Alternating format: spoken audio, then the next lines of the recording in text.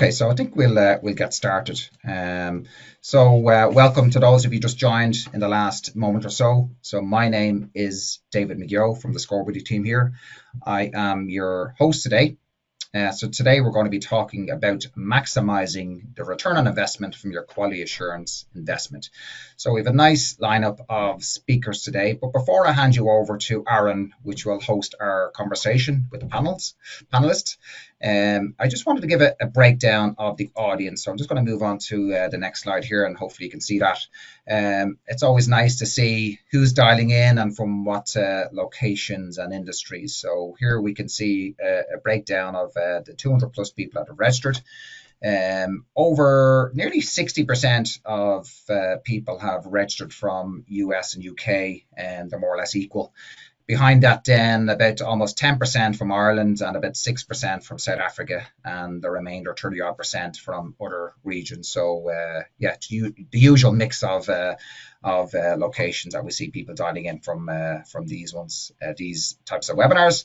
And then in terms of the industries, usually financial services, tech, retail are the top ones. This time, the leader by far was financial services. That's about a quarter of the people that have registered from, followed by tech, almost about 15%, retail and healthcare about 9 or 10%. So a nice mix of the usual industries that people attend the webinars from. So that's just to give you a quick glance, and hopefully it's helpful for our panelists as well to kind of, as they're referencing different stories and success stories, it might be good to kind of focus in on those too.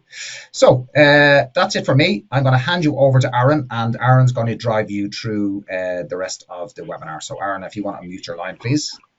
Thank you very much, David.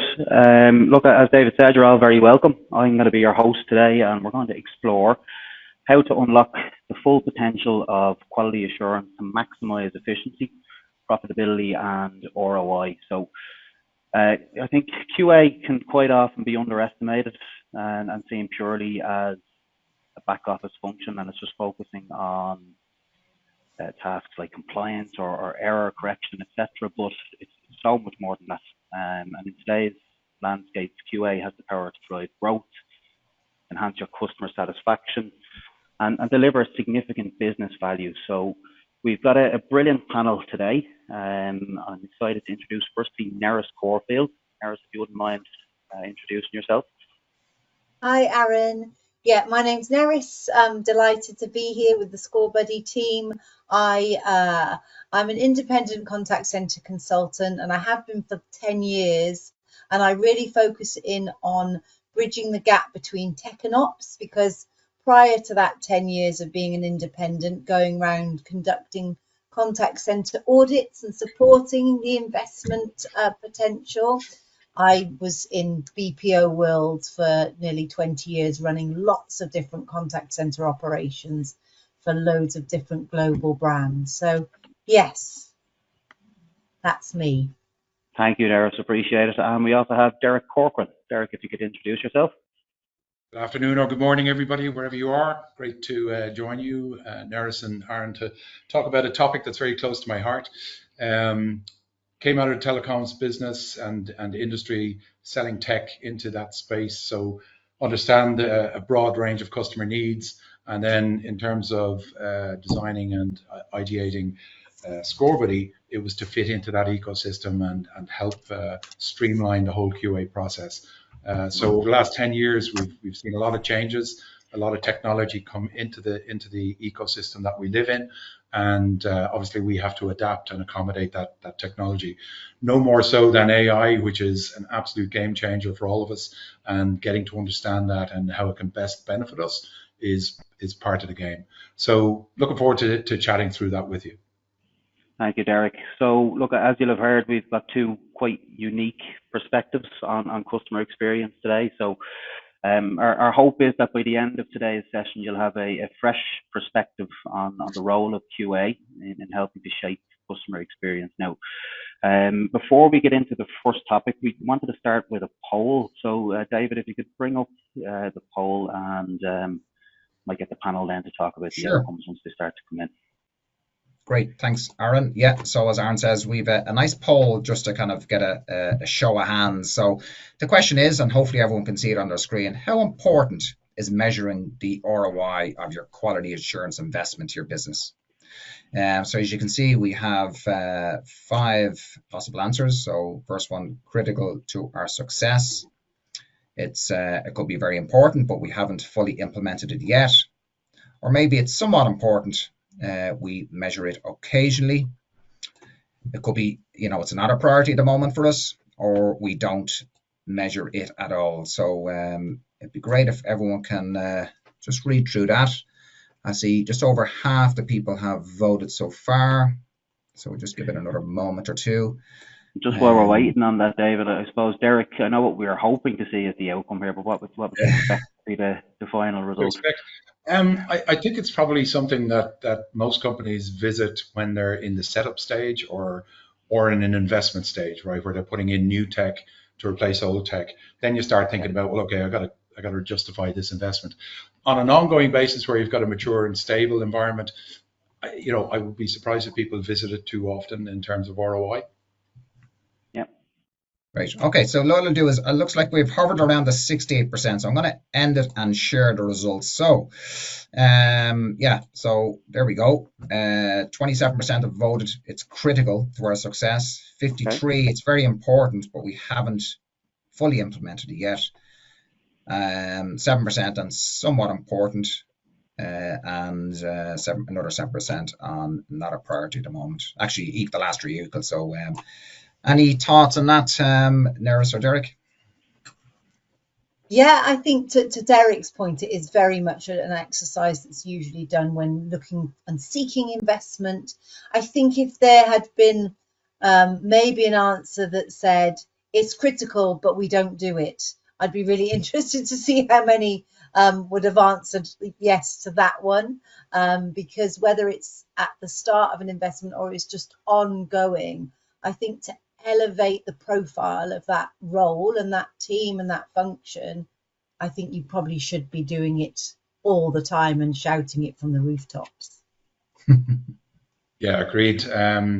Look, yeah, I think it's important to reinforce the value of QA as an internal structural framework for delivering great customer service. You can't do it without knowing and measuring, right? But communicating that to the rest of the organization tends to be a challenge for contact center managers and QA managers. So, look, that's the topic today, and then hopefully we can give you some sort of templates and checklists to work with to help you with that process.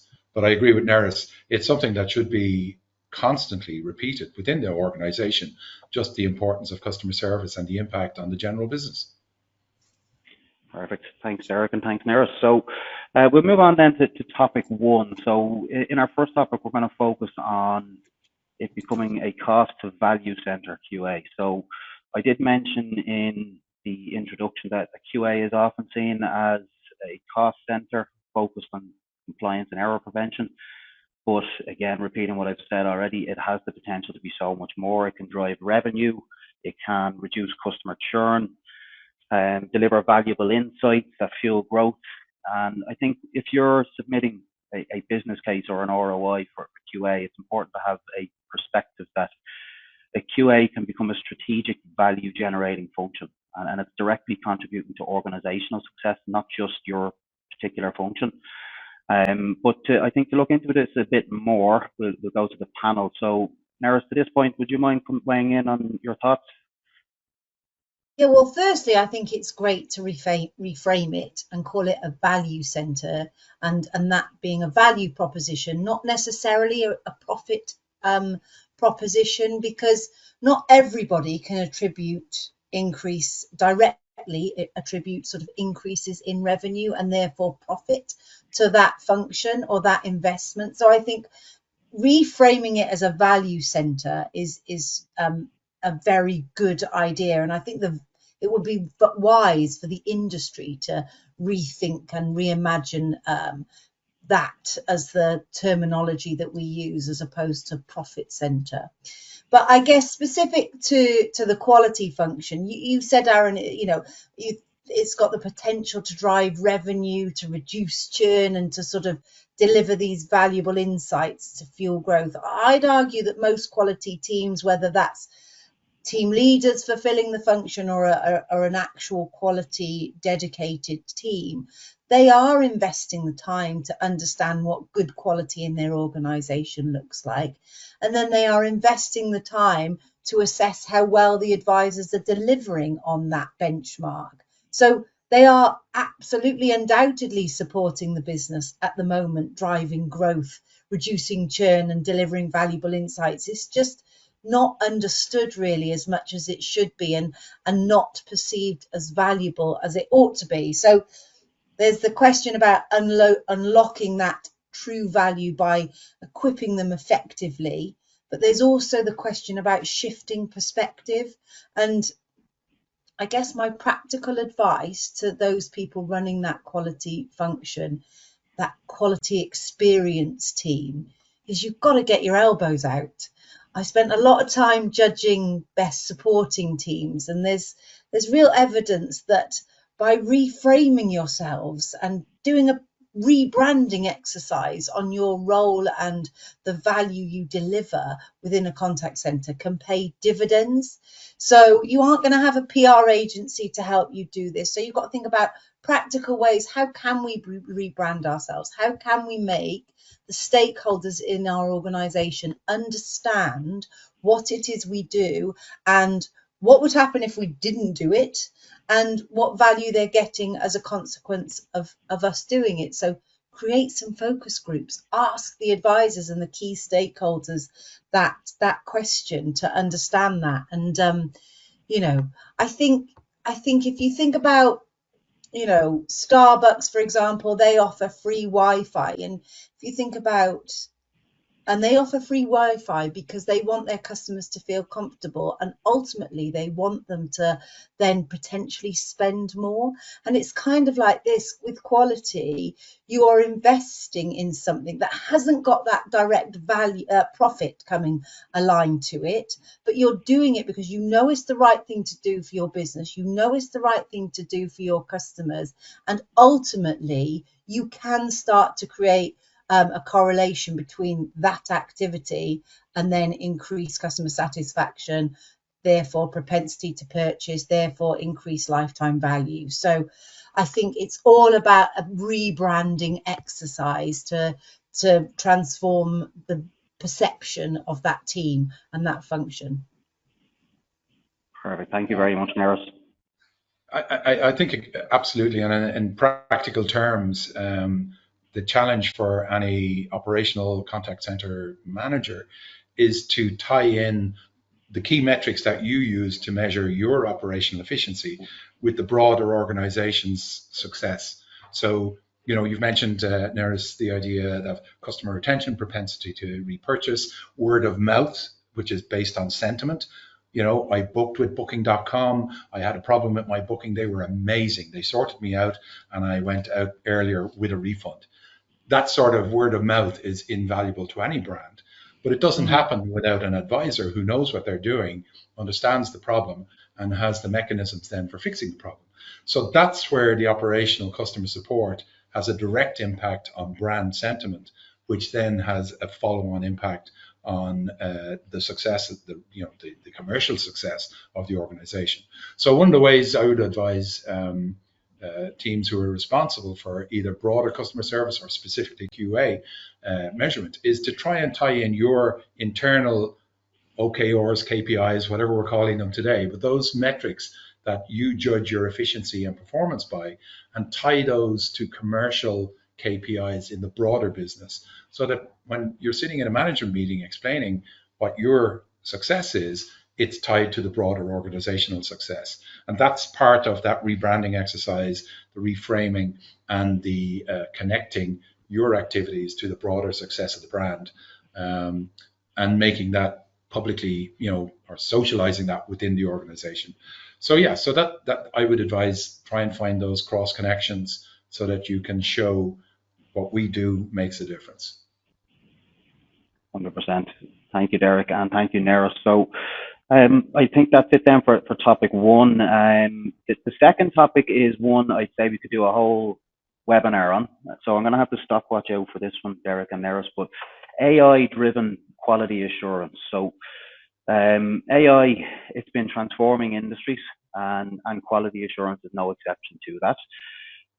But it can be used to leverage AI for organizations to automate routine tasks, identify patterns, and gain actionable insights faster but more accurately than we ever thought was possible. AI-driven QA, it not only improves efficiency, but it enables teams to focus on more important areas and high-value activities, things like coaching, etc., and ongoing learning. For this one, Derek, I might start with yourself. You share your thoughts on how you feel AI can help streamline QA. Yeah, it's we're right at the sort of the beginning of the curve, I suppose, on this. AI in the context of the contact center has many different touch points. So, there's real-time AI support for agents. There's AI in the scheduling. There's AI in the reporting. So I'm not going to dwell on those areas. I'm going to focus on the area that we've most, I suppose, exposure to and case information on, right? So if you're thinking about quality assurance within the contact center, there are a number of aspects to it. In many cases, historically, it's been a manual process where we sample a relatively small number of conversations, and we use those then to extrapolate the agent's performance and also to try and understand what the asks are coming from the customer side. That's been changing over time. AI in conversational analytics has been surfacing all the topics. So we should know better what the customer base is asking of the advisor population and what sort of skills and knowledge they need to deal with those issues. What's happening more recently is that companies are investing in Gen AI bots, which are extending the level of self-service and also, call resolution within the automated space, right? Which is meaning more complex conversations are coming through for resolution by advisors, by human advisors. So AI, from what we can see, is going to both augment and automate. So the augmentation piece is helping evaluators do what they do manually, but do it quicker. And it's adding new discovery information to that process so they can be more accurate in their assessments. The automation piece is extending that logic and saying, well, okay, why can't I have an automated AI scored scorecard? Wouldn't that be great? So what we're seeing is our customer base are experimenting with this. They're getting some really good early results, but they're also discovering some interesting things, like the AI may have a bias and be more cold in its scoring than a human evaluator. So the human evaluator might be inclined, if it's a 3.5, they'll give a 4. The AI will give a 3.5, right? So we're finding that there's some interesting variations between an AI evaluator and a human evaluator, but that's fine.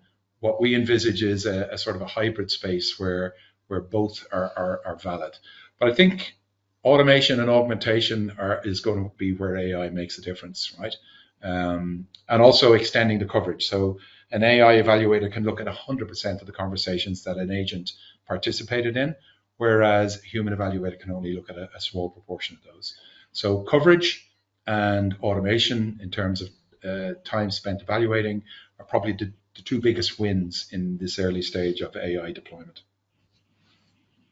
Perfect. Thank you, Derek. Neris, I'd imagine you've had quite a bit of exposure to this over the last year or two. What are your thoughts?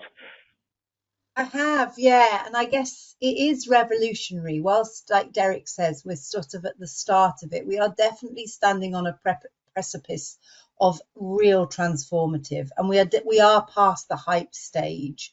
So I guess I've not long finished leading the judging for best deployment of AI in contact centres across Europe for the EXAs, and I've done that for quite some years now. And this last year, the shift and the change across all functions of the contact centre, like Derek said, it's automating, it's analysing, it's preempting, and it's all and it's just increasing that productivity across all areas of the contact center.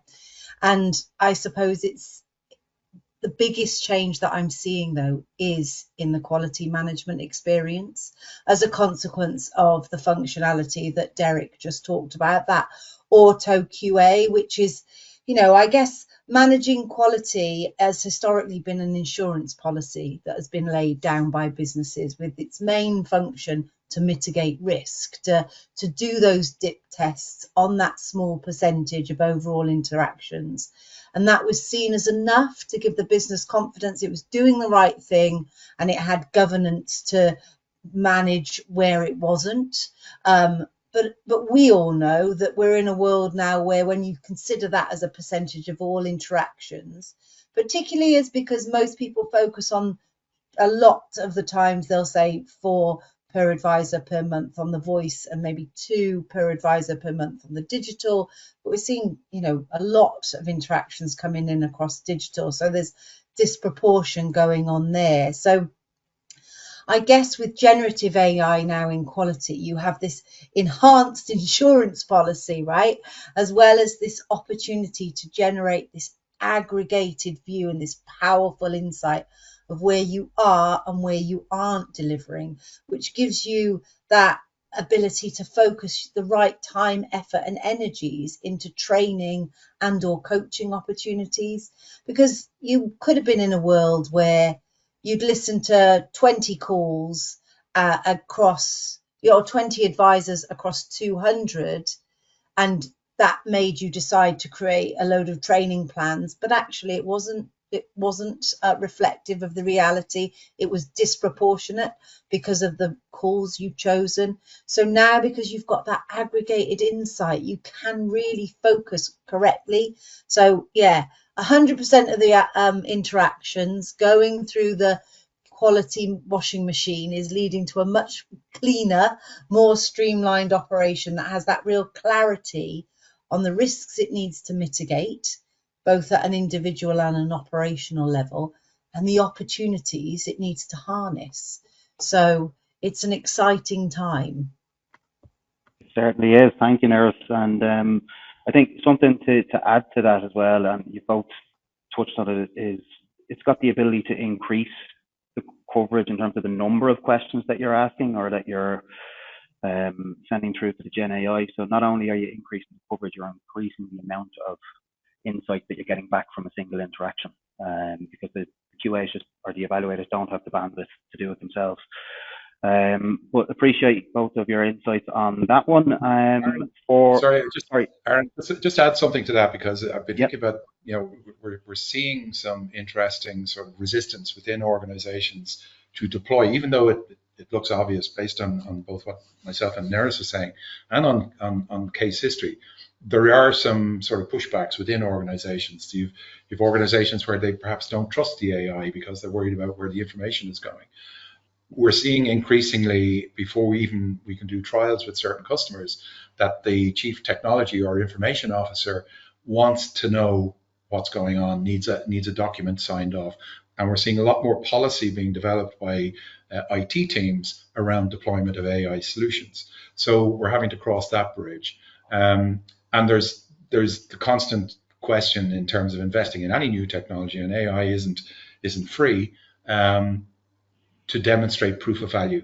So there's an experimental phase with many of our customers where they're building a success case, and they're saying, we've deployed it in a narrow space, and we can demonstrate that we're getting the proof of value before we spend. So just to be aware, in your organization, you may get a little bit of pushback, even if you come with the most obvious business case, and just be prepared for that is all I'd say. Yeah, that's so true, isn't it? And I think, there's one thing instinctively understanding that it is going to improve and support you. But like you say, there's so many eyes on anything around AI. And there are guardrails in place, and there are assurities that can be given to that InfoSec team, but it definitely has eyes on, which means that committee decisioning, the story has to be very strong and very clear and powerful. So yeah. Brilliant, thank you both. So we still kept it under time for the AI, which I'm very surprised at, but moving on to... No, we're not done yet. For the third topic, we are going to focus on freeing up time. So we did touch on it within the AI piece, but now I suppose at a broader sense for QA in general. I think in today's environment, making the best use of time is crucial to achieving impactful results. I think by optimizing workflows, automating repetitive processes, leveraging technology, etc., or organizations can free up valuable time to focus on higher priority tasks, strategic activities that drive growth, and of course enhancing customer satisfaction. For this topic, I'm going to start with you, Neris, if you don't mind.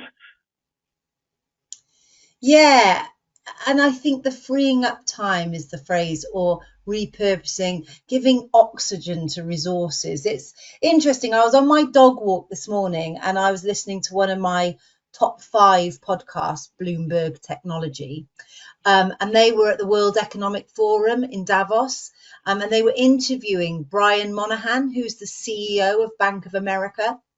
And I'm kind of paraphrasing, but they said to him, with AI able to automate so much, how many of the heads within your organization do you think you'll be able to cut? And his response was really interesting. He said, come back to me next year and my employee base will still be in or around 212,000 people. It's just that a lot of those employees will have changed their job title, they'll have gone into different roles, and they'll have a different purpose, as the automation will have freed them up to do different things.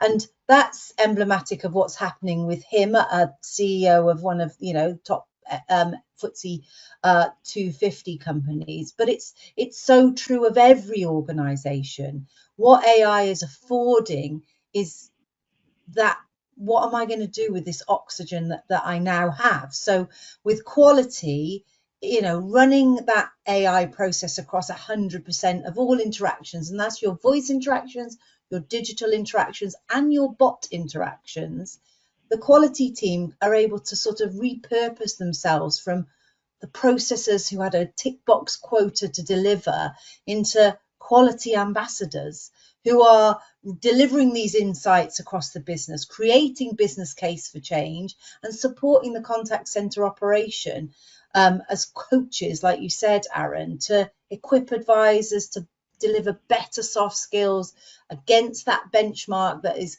continually iterating and improving, and servicing customers more effectively. So, and I think the other net effect that people sort of miss as well is the impact that has on advisors and their confidence levels, able to support them there. So yeah, I think there's all sorts of reasons why nobody should be really scared of AI coming in and this automation process. They should embrace it and think, God, what would I be doing if I didn't have to do this scorecard process? Yeah, I think if you think about where your investment is in terms of QA, it's the people side, it's your evaluators. And what are they doing? Well, they're trying to uncover information that helps them, design and gives them context then for the scoring of conversations that they evaluate and listen to or look at, and then to provide useful annotation to the numbers so that a coach can take that to the agent and help the agent understand how to do a better job and have a better outcome. So if you overlay and map the AI functionality into that, well, at the front end, the discovery process is much easier because the AI can look across vast amounts of conversations and give you the information to decide which ones you want to assess and evaluate. You may do that using a human evaluator. So if you think about the evaluator's role in this changing world, they will become part business analyst in terms of understanding what they need to look at. They'll be deep diving those and doing a human evaluation of that particular cohort of conversations, because it's going to teach them something new about the business or the customer. And then they can take that to either the training operation or to the individual coaches and build coaching and learning and development plans. perhaps using AI to help do that as well and make recommendations on what should be coached in order to get better outcomes. So the evaluator is pivoting into this data analysis, understanding what they're looking at, visualizing large amounts of data in a useful and meaningful way, and then translating that into coaching and learning plans, but using real world data to do that and a much wider view of the conversations than they would have been used to previously.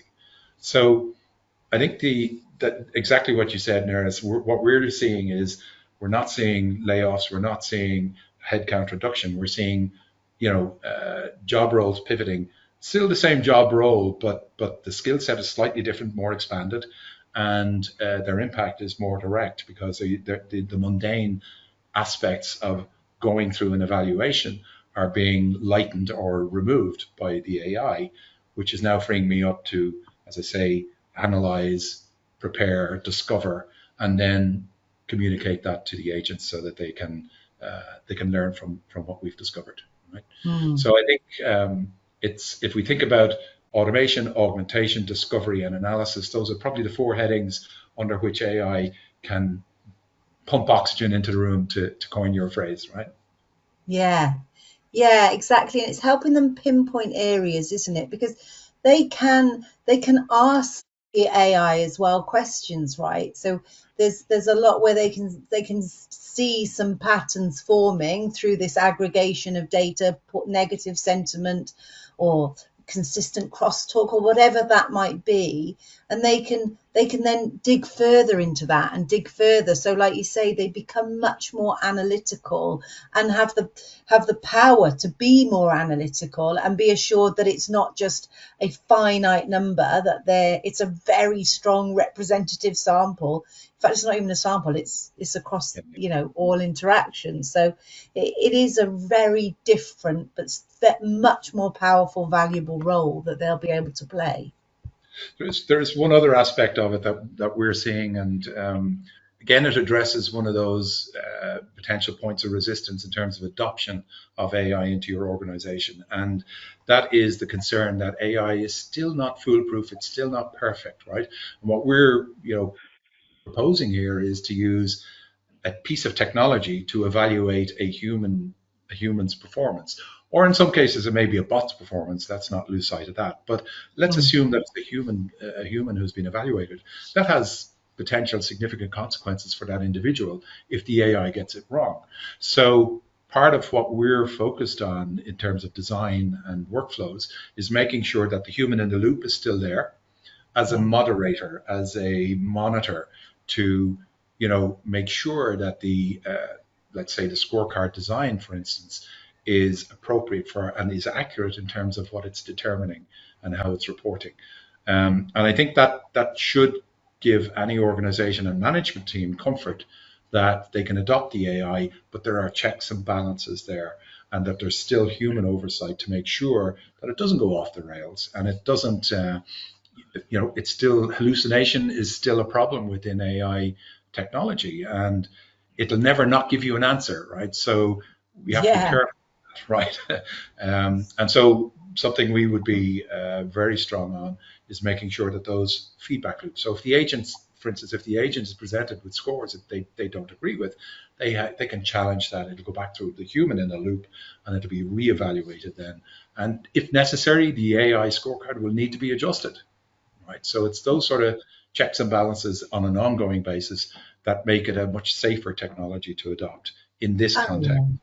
100%. I'm totally with you. That hybrid approach, and can you imagine being paid to do something that needs so much empathy and soft skills, and then having a bot assess you and tell you how well you have or hadn't done? It's just so incongruent with that notion, isn't it? So yeah, they absolutely have to check, and anyone that's just pumping out QM scores to advisors without that human in the loop in the workflow probably needs to think about what that feels like. And that pushback, you get pushback when you're doing it at a human to human level, and you get questioned over bias or did you hear me right, and all of that 360. And when you're doing so yeah, it's critical that you're not just pumping out the bot scores without that intervention.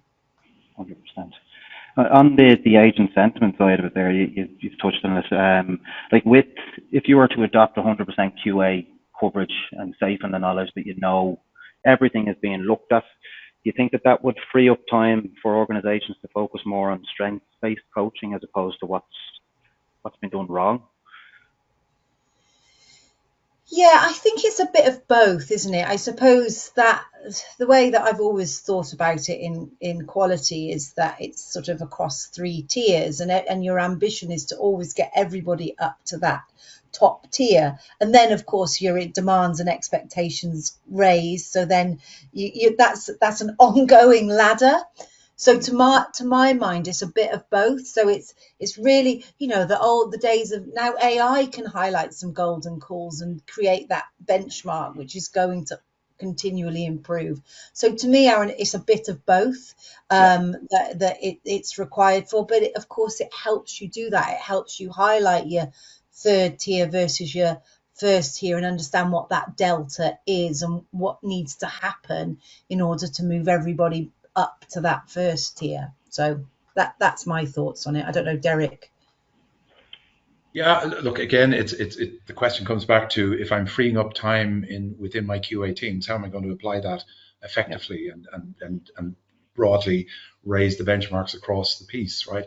And I think that the critical aspect that we don't always fully appreciate is that if the AI can discover what's going on, what's really going on, as opposed to just looking through a very narrow focus, then now you have context. Now you can decide what is going to make a difference. What are the patterns within the conversations that are causing us problems? Did product do something? Did they break something that's generated all this information or these issues? And my team haven't been told about it, or they haven't been educated on it. So I think that it makes we could be much more reactive rather than retrospective. So I think we will have visibility, better visibility quicker, in order to react to patterns and trends that are changing dynamically in our interactions with our customers. So I think that's going to be interesting. Hopefully the agents will appreciate that the fact that the AI evaluator, it will be minus bias. It may have some inherent technical biases, but they'll be universal, right? So, so individual agents won't be treated any worse than other agents. Having said that, back to my original point, you need to have the checks and balances there, because the AI doesn't get it right every time, right? So I think there's a learning curve on in terms of the teams who adopt this, both on the advisor side, where they're receiving the output from this, and on the input side as well. But it strikes me that evaluators are going to be less responsible for inputting data and more responsible for viewing data and transforming it and translating it for practical usage, right? So yeah, I mean, I think agents. I did question, these potential savings that we're going to see across the operational contact centers. Are they going to be, plowed back into the organization and elevate those agents now into to address those more complex needs? Perfect. Thank you both. So we're now coming on to the final topic, which is the reason for today's webinar. So maximizing efficiency and ROI. So investing in QA, it can seem like, I'm sure, a daunting task if you're the one responsible for putting the business case together. But I think the potential for improved efficiency and ROI makes it a compelling opportunity. So I think you touched on this at the start, Derek. Aligning QA enhancements with business goals is key. So organizations can demonstrate their value, not just in terms of quality improvements, but also in measurable financial returns. So for this one, we will start with Derek, if you don't mind. Okay. Yeah, look, in preparation for this, I've been thinking about this, but I mean, I suppose we touch off this all the time in terms of our conversations with our prospects who are looking to actually implement QA projects, right? So, and again, going back to the beginning of our conversation, when do people think about ROI and calculating? Well, it's usually when you're going to spend company money on a new technology to support the activity, right? So I started thinking about, well, okay, if I was building a business case or assisting our customers in building business cases, what are the things you look at? you got to look at the customer outcomes and their impact, because that's where the rubber hits the road in terms of most organizations. If I have, happy customers, strong customer sentiment, then that directly impacts on their likelihood to repurchase and for us to retain them as customers. So that's your starting point. But there are also efficiencies, operational efficiencies that you can look at and put a dollar value on. So shorter handling times, because the AI is identifying, better, quicker solutions, and they're being coached into the advisors. Higher first call resolution times, because we are equipping our advisors with knowledge and training and behaviors that we know are going to fix the problems that we're seeing coming through the front door. I think if you're looking at, again, looking to find operational efficiencies you can put a dollar value on, the shorter time to evaluate. So treating it in terms of a full-time equivalent. So we talked about the idea that you're not going to necessarily shed headcount, but you're saving full-time equivalent heads, and you can then, that's a concept that a chief financial officer will understand in terms of a business case. So the time savings around shorter time to evaluate, reduced discovery time for coaching sessions, reduced discovery time for building new reports or dashboards, reduced agent prep time for coaching sessions. Those are all minute savings that we can calculate a value against and put into our business case then to bring it back to management for sign off. Okay, so those are sort of headline topics. Just to say, we'll trap our thoughts and recommendations in an article which we'll circulate after the webinar, so that you have a checklist of some of these items rather than trying to remember what I said. Thanks, Derek. Nara, anything to add to that? Well, I echo a lot of what Derek has said. I mean, I've worked on ROI models to create investment into lots of different contact center technologies. So I will start with the appreciation that it's not easy. You have to be an accountant to a degree and a salesperson to a degree, and you need to go high, go hard, and go with facts to get this signed off and invested in. So I guess sometimes I ask the customer to think about what would happen if you didn't have that function. What would it mean to the business if you strip that out entirely? What would the cost, the risk be? And what would that equate to?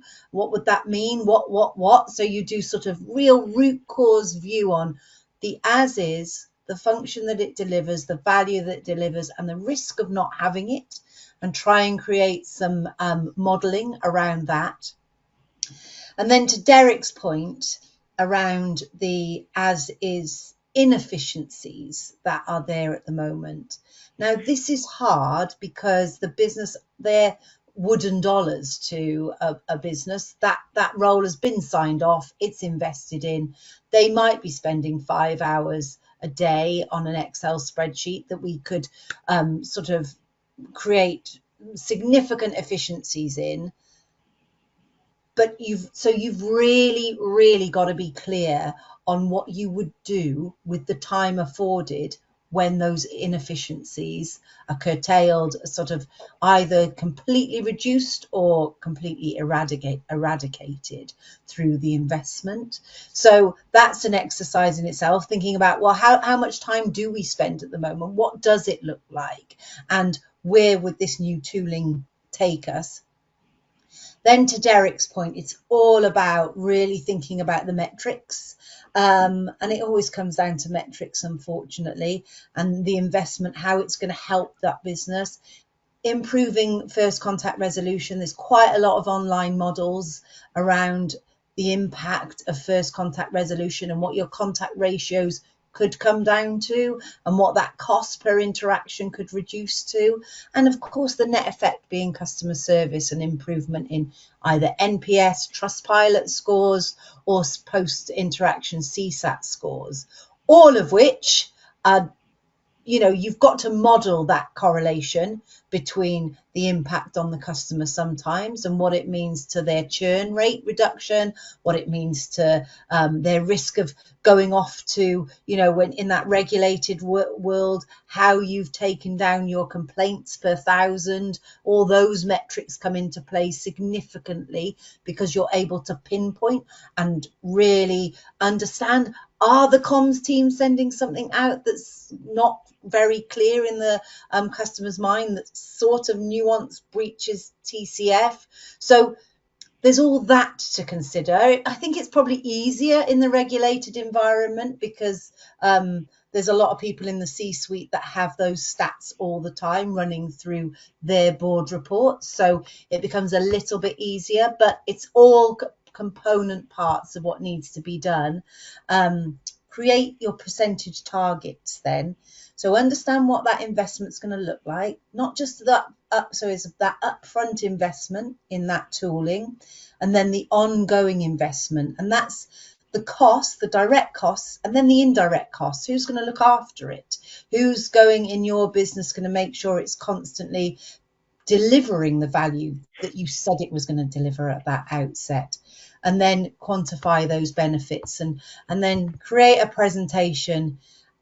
Go hard, go high, and go with facts, and be prepared to do a proof of concept or a pilot or a proof of value, as I like to call them, at the first stage to really, show the business that this investment is going to deliver what you say it's going to deliver, and be prepared to tweak that to a degree before full rollout. So that's my thoughts on how to secure that that investment and really paint that clarity to people who aren't living and breathing it every day, who just need to understand, how much am I going to pay? What am I going to get back? What's it going to mean to the business, customer, operation experience?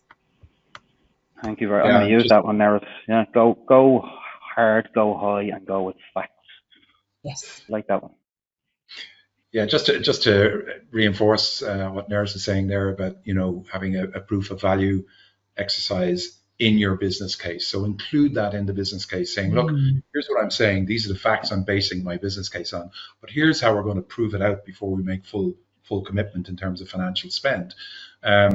We are running multiple trials with our customers in terms of AI test rollouts, right?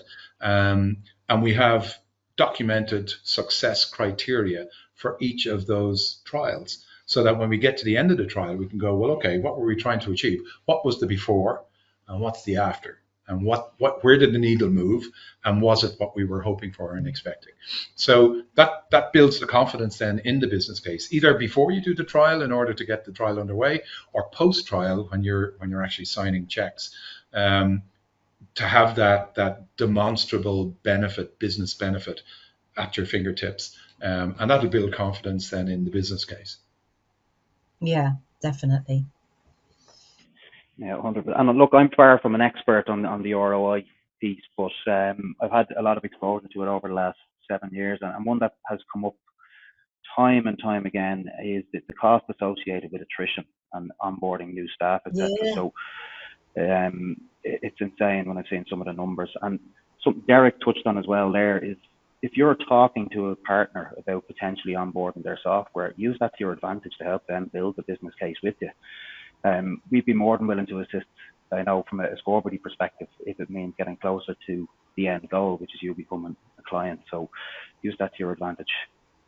Yeah, you're absolutely right, Aaron. That cost of, supporting advisors through that competency curve, getting those advisors, and then when they're there, making sure that they're engaged and feel well supported.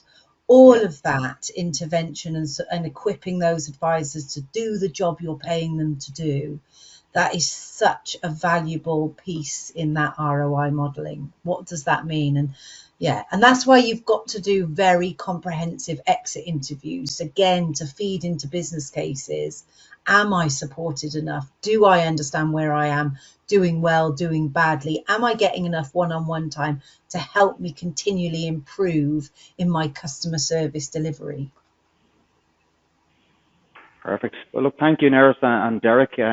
really appreciate all the insights that you provided today. We've left a bit of time at the end for some audience questions. So, David, has anything come in? Yeah, there's a few questions there. So one around the article, Derek, that you mentioned. So we will get that out in due course. So what I'll do is I'll make note of sending that on to everyone that has registered and attended, which is great. We have another question there from Ursula. A few AI questions.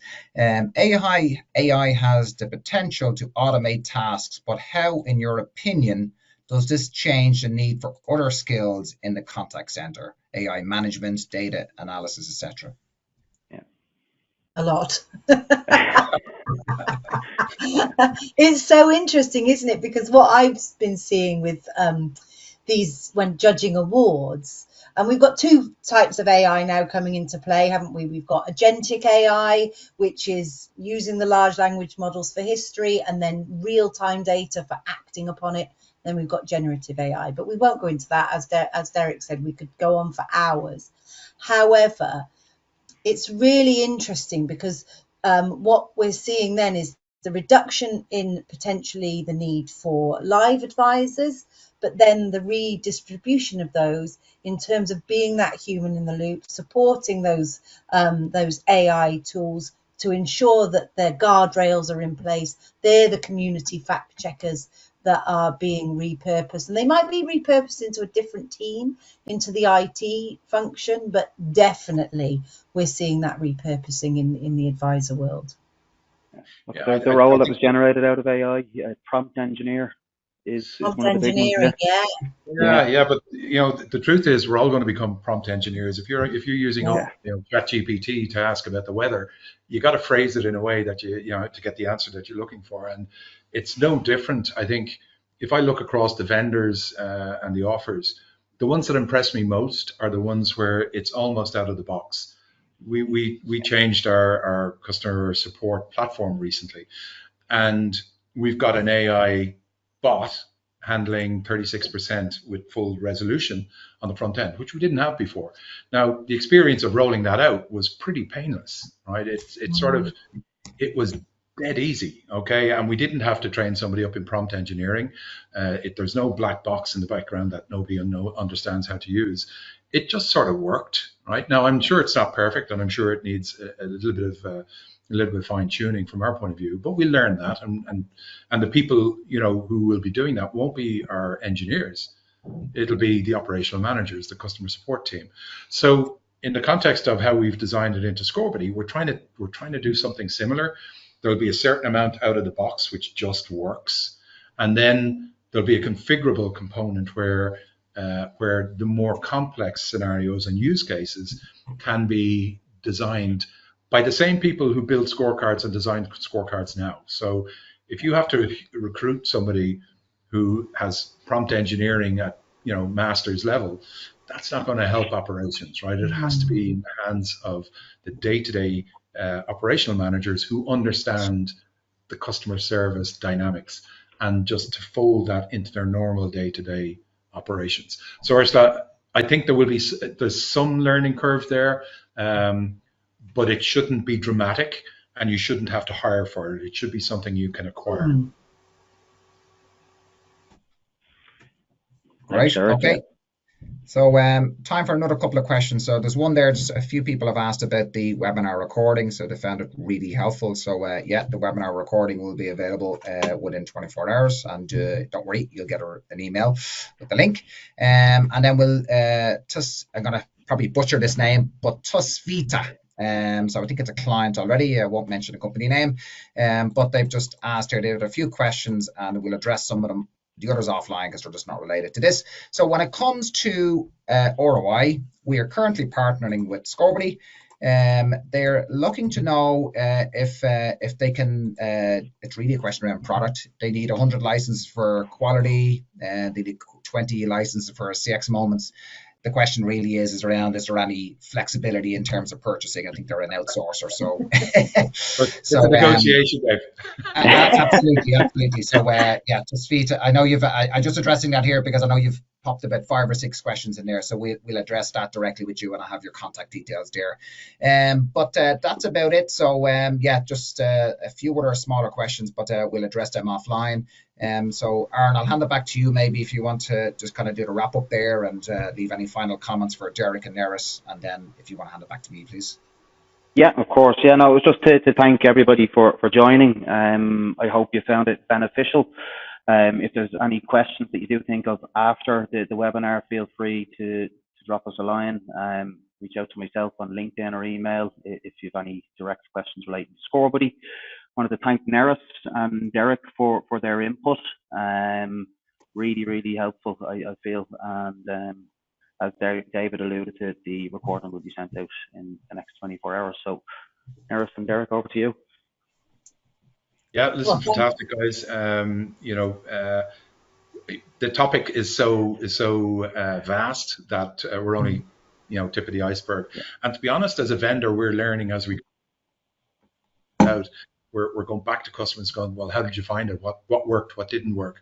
And so, you know, we're trying to build case studies around that. And we will share those in due course as we understand better in real world terms how it's working, how our evaluators reacting to it, how our advisors reacting to it, you know, which is really important.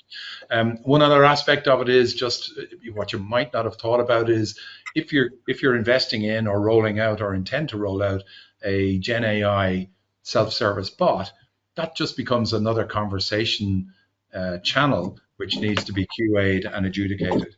So that just folds into the normal operational, you know, sort of dynamics and processes. So some organizations have a tendency to see the contact center and the bot as two entirely different standalone operations. They're both talking to customers. That's where the crossover is. So just to put that out there. Right. Yeah, and thank you very much. I loved it. I love talking about anything contact center, but quality is a really deep area that is just so exciting at the moment, and there's so much opportunity within that team to analyze and to elevate the business. So it's really exciting. Great. And yeah, just final comments from me. Thanks, Aaron, for hosting the great conversation today. And Neris, as always, it's a pleasure to have you on our webinars, and hoping to get you on one in the next couple of months, I think. And Derek, also for your insightful thoughts as usual. So as a reminder, as you leave today, there is a quick survey, and the webinar recording will be out very shortly.